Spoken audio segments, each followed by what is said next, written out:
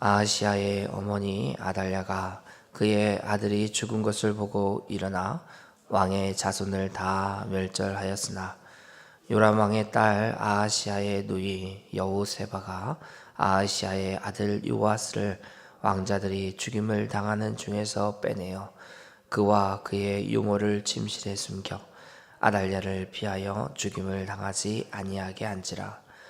요아스가 그와 함께 여호와의 성전에 6년을 숨어 있는 동안에 아달랴가 나라를 다스렸더라. 7째 해에 여호야다가 사람을 보내 가릿 사람의 백부장들과 호위병의 백부장들을 불러들이고 여호와의 성전으로 들어가서 그들과 언약을 맺고 그들에게 여호와의 성전에서 맹세하게 한 후에 왕자를 그들에게 보이고 명령하여 이르되 너희가 행할 것이 이러하니 안식일에 들어온 너희 중 3분의 1은 왕궁을 주의하고 지키고 3분의 1은 수르문을 잇고 3분의 1은 호위대 뒤에 있는 문을 있어서 이와 같이 왕궁을 주의하여 지키고 안식일에 나가는 너희 중 2대는 여호와의 성전을 주의하여 지켜 왕을 호위하되 너희는 각각 손에 무기를 잡고 왕을 호위하며 너희 대열을 침범하는 모든 자는 죽이고 왕이 출입할 때에 시위할지니라 하니 백부장들이 이에 제사장 여호야다의 모든 명령대로 행하여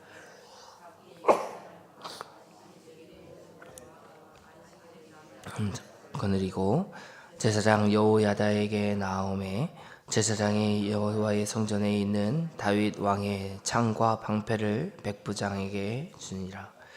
호위병이 각각 손에 무기를 잡고 왕을 호위하되 성전 오른쪽으로서부터 왼쪽까지 제단과 성전에서 여호야다가 왕자를 인도하여 내어 왕관을 씌우며 율법책을 주고 기름을 부어 왕행을 삼음에 무리가 박수하며 왕을 만세를 부르니라.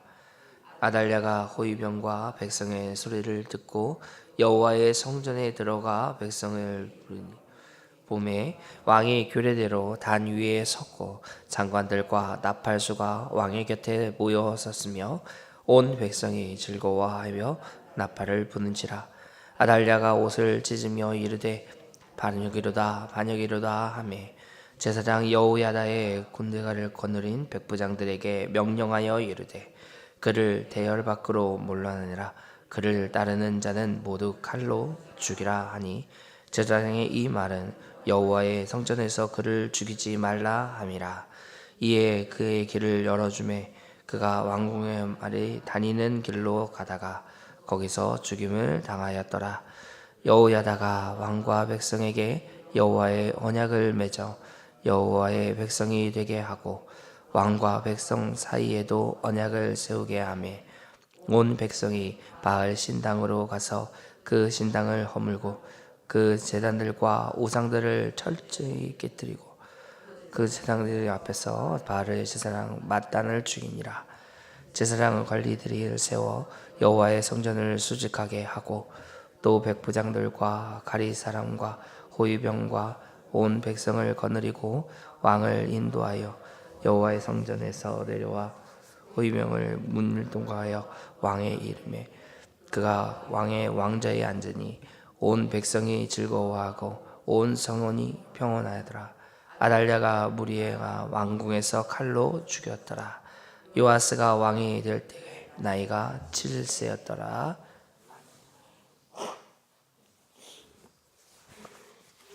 사랑의 하나님 감사합니다. 말씀을 듣게 하시니 오늘도 이 말씀에 순종하게 하옵소서. 감사드리며 예수님의 이름으로 기도합니다. 아멘. 오늘 유다 왕 아하시아의 어머니 아달랴는 이 아합의 딸입니다. 당시 북이스라엘의 우무리 왕조는 이제 팔레스틴 지역에서 아주 강대한 그런 왕조였습니다. 그래서 남유다 왕인 이 여호사밧의 자기 아들 이 여호람을 여호람의 아내로 이제 아합의 딸을 데려와서 정약 결혼을 시키게 되는 그런 상황이 된 것이죠. 그런데 이제 예후 개혁으로 인해서 북이스라엘에서는 이 아합의 혈통이 모두 끊어지고 이제 남유다에서 자기 자신의 아들인 아하시야가 살해되게 되자 이제 아달랴가 신속하게 정권을 찬탈하게 됩니다. 그리고 아달랴는 자신의 오므리 왕조가 다시 회복해야지 된다 생각하여 다윗의 혈통인 왕족들을 다 멸절하게 되는 거죠. 이런 위급한 상황 가운데 여호세바가 아하시아의 아들 요아스를 구해서 성전에서 6년 동안 비밀리 양육하게 되는 게 오늘 본문 2절 3절의 내용입니다. 여호세바는 하나님께서 다윗에게 약속하신 영원한 언약, 그 언약을 기억했던 것 같습니다. 사무엘하 7장 16절 말씀을 보면 내 집과 네 나라가 내 앞에서 영원히 보존되고 내 왕위가 영원히 경고하리라 하셨다라. 이 말씀이 다윗에게 선포되었던 그 말씀을 기억하였던 것을 우리가 알 수 있을 것입니다. 언약의 자손인 이 요아스는 이렇게 지켜내게 됩니다. 상황은 참으로 어렵고 그 상황을 피하기가 쉽지 않았을 것입니다. 하나님의 약속을 믿는 자는 또 그 환경 속에서 말씀을 의지하며 약속을 기억하여 믿음으로 살아가게 되는 거죠. 세상에 많은 사람들이 교회를 향하여 오늘날 어떻게 이야기합니까? 손가락질하며 기독교로 말하지 않고 개독교라 얘기를 하고, 목사라 얘기하지 않고 많이 먹는다 그런 의미의 목사로 얘기를 하는 그런 이야기들이 여기저기서 흘러나오죠. 인터넷을 보면 욕이란 욕은 다 교회가 받고 있는 것 같습니다. 그런 욕과 비난이 주어지고 있는 이때에 우리는 어떻게 해야지 될까? 여러분, 우리도 하나님의 말씀에 그 약속을 기억하며 살아가야지 될 것입니다. 아무리 평온하고 그것은 내 일이 아니다 라고 생각할 때에도 주님의 몸된 교회가 욕을 받고 또 고통을 당하며 고난을 당하는 일을 바라볼 때 마음이 편치가 않습니다. 그럴 때 우리는 이 약속의 말씀을 기억하여 하나님께 기도하고 또 하나님 앞에 나아와야지 되는 거죠. 우리는 이 땅에 살아갈 때 수많은 세상의 공격 앞에서 하나님의 약속을 이렇게 지켜갈 수 있는 겁니다. 말씀을 기억하고 또 묵상하고 그대로 살아가는 그 삶을, 그리고 우리의 삶 가운데서 하나님의 약속의 말씀을 붙들어 살아갈 때 우리는 주님의 그 언약의 말씀을 지켜 행할 수 있는 거죠. 약속을 믿고 또 기다리며 말씀에 순종하며 이 땅에서 승리하는 저와 여러분이 되기를 주님의 이름으로 축원합니다. 제사장 여호야다는 이제 요아스를 왕으로 옹립하기 위해서 거사를 계획하죠. 요아스가 다윗의 위를 적통임을 보여주기 위해서 성전 봉헌식 때 다윗의 창과 방패를 봉헌되었던 그 창과 방패를 꺼내어서 요아스가 왕관을 씌우기 위해서 그를 호위하는 호위병들에게 주게 됩니다. 그리고 기름을 부어 왕으로 삼는 일이 오늘 본문에 나타나죠. 이 즉위식의 가장 마지막에는 하나님의 말씀인 율법책을 왕에게 수여하는 식으로 마지막을 장식하게 됩니다. 다윗의 위를 이을 그런 왕인 비록 나이는 어렸지만 율법을 위해서 또 봉사하는 그런 직분임을 분명히 했던 것이죠. 유대 왕들은 전통을 따라서 즉위식 때 율법 전체를 복사한 율법책을 받게 됩니다. 이처럼 여호야다는 요아스에게 왕위 계승이 하나님께서 말씀하신 율법의 기초를 두고 있음을, 그렇게 세워지고 있음을 강조하고 있는 것이죠. 사실 여호야다는 이 요아스를 왕위에 세우는 일이 분명히 위험한 일이었습니다. 여호야다에게는 목숨을 내어놓고 해야지 될 일이었죠. 하지만 여호야다도 마찬가지로 다윗의 언약이 기억났을 것입니다.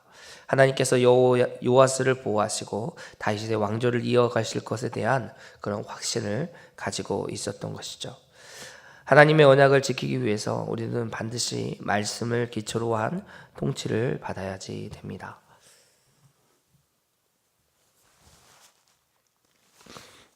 통치를 받는다는 것은 다스림을 받는다는 것이죠.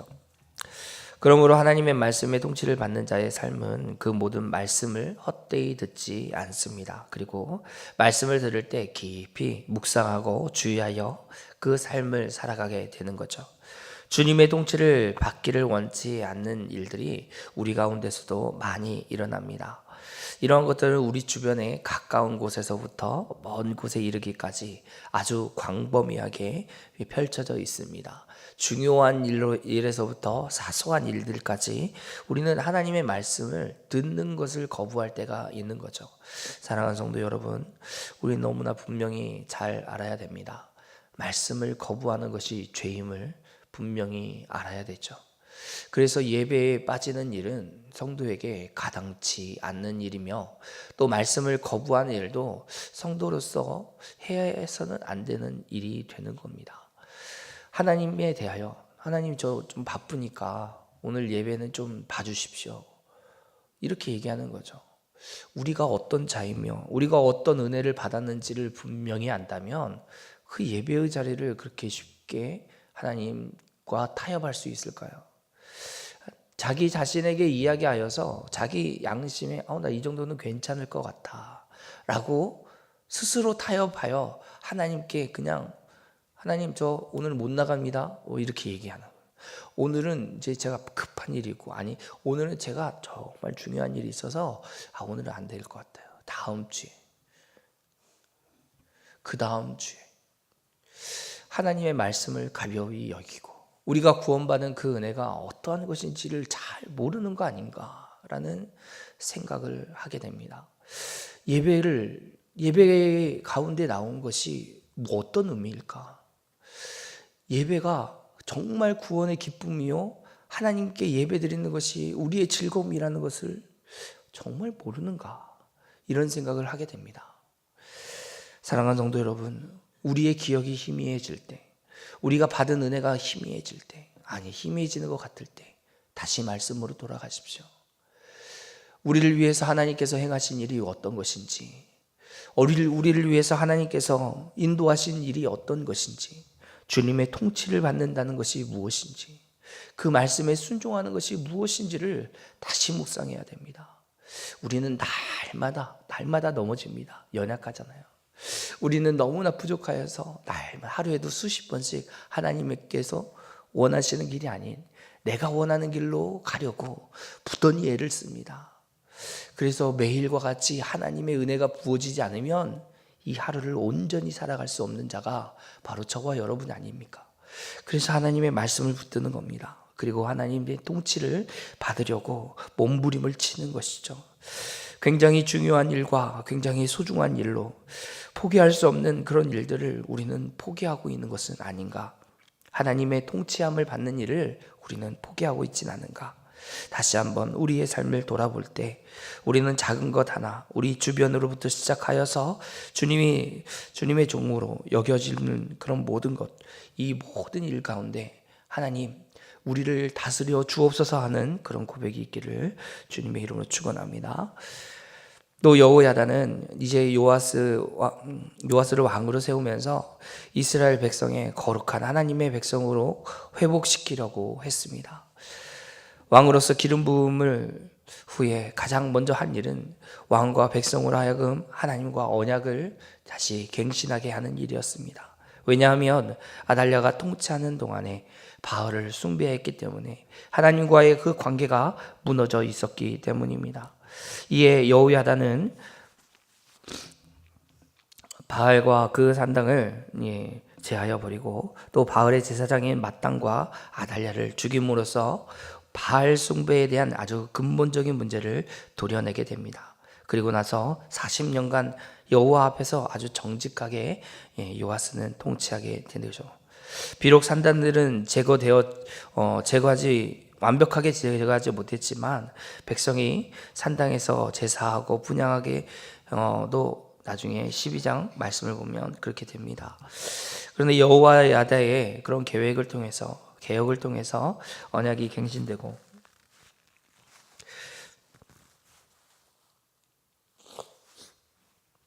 또 바알의 우상 숭배의 그런 본거지가 척결되는 것을 통해서 하나님께서 이루고 하시는 그런 사역들이 조금씩 진행되고 있음을 보여주게 되는 거죠. 이처럼 하나님의 백성은 거룩함을 지켜가기 위해서 끊임없이 말씀으로 돌아가야지 되고, 또 말씀 앞에서 자기 자신의 분명함을, 또 은혜 받음을 계속 갱신해 가야지 될 것입니다. 내가 거룩하니 너희도 거룩할지어다 말씀하신 것은 살아계시고 역사하신 하나님의 말씀입니다. 지금도 우리에게 선포되어지죠. 예수 믿었으니까 야 이제 됐어, 세례 받았으니까 구원 받은 거야 라고 생각하는 사람들이 있다면 이런 것을 잘 가르쳐 주셔야지 됩니다. 내가 거룩하니 너희도 거룩할지어다. 그러니까 우리는 계속하여 하나님의 말씀 앞에 서서 주께서 이루시는 일, 주께서 원하시는 일을 위해 살아가야지 됩니다. 믿으면 됐지 라고 이야기하는 사람들은 그 믿음에 대해서 그냥 어떤 신념이나 다짐으로 여기는 경우가 너무나 많다는 거죠. 믿는 게 뭐가 그렇게 어려워 라고 얘기를 합니다. 그러나 믿음은 그냥 다짐으로 되어지는 것이 아닙니다. 지식을 바탕으로, 그리고 그 동의를 바탕으로 하는 것에서 거기서 멈춰지지 않습니다. 하나님의 말씀을 순종하는 일까지 하지 않으면 믿음은 절대 그것을 우리는 믿음이다 라고 말하지 않는 거죠. 우리 믿음의 선배들은 믿음에 대해서 이야기할 때 지식, 동의, 신뢰라는 것으로 이야기를 하게 됩니다. 여러분, 지식적인 부분에 분명히 알아야 되고 하나님의 말씀에 동의하면 그 말씀에 순종해 살아가는 것이 바로 믿음이라는 거죠. 오늘도 참된 믿음을 가지고 주님 앞에서 살아가는 저와 여러분이 되기를 주님의 이름으로 축원합니다. 기도하겠습니다. 살아계셔서 역사하신 하나님 아버지 감사합니다. 하나님의 말씀 앞에 서는 자, 오늘 우리가 말씀을 통해서 우리가 그와 같은 자가 되기를 원합니다. 말씀에서 벗어나 우리의 뜻대로 행하려는 하는 것이 아니라 하나님의 뜻이 무엇인지를 분명히 알아 우리의 죄악됨을 주님 앞에 다시 한번 고백하고 우리의 연약함을 고백하여 하나님이 우리를 보호하시고 인도하심과 우리를 통해 주님의 몸된 교회를 세워가심을 분명히 깨닫게 하여 주옵소서. 또한 우리가 날마다 주님 앞에서 멀어지는 그런 연약한 자유오니 하나님의 말씀을 기초하여 다시 돌아서게 하여 주시고 그 말씀을 묵상하게 하시며 말씀 가운데 거하는 주의 백성 되게 하여 주시옵소서. 말씀이 선포되어질 때 아멘으로 화답할 뿐 아니라 우리의 모든 삶의 부분에서 그 말씀에 순종해 나아가는 주의 백성 되게 하여 주옵소서. 감사드리며 예수님의 이름으로 기도합니다. 아멘.